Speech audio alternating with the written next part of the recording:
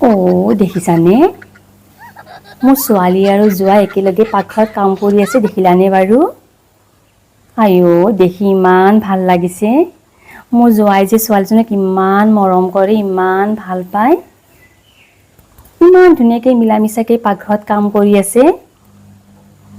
ভগৱান ধন্যবাদ দেই তোমাক, ইমান ভাল জোঁৱাই এটা মোক দিলা যে।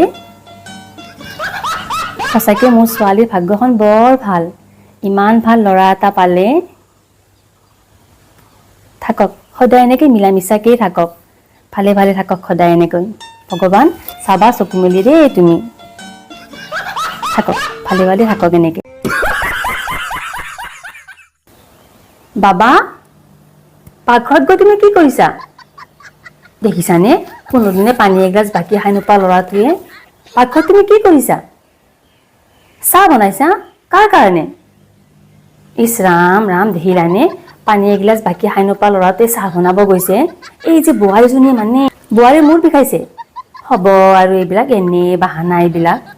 মূৰ বিষালেনো চাহকাপ বনাই খাব নোৱাৰেনে? এই ল'ৰাটোক মানে বোৱাৰীজনীয়ে মাৰিলে। ভগৱান কি যে ভাগ্যত এই বোৱাৰীজনী পালো নহয়, ইমান মানে বেয়া বোৱাৰীজনী। অন্নবৰত ল'ৰাটোকে লগাই থাকে।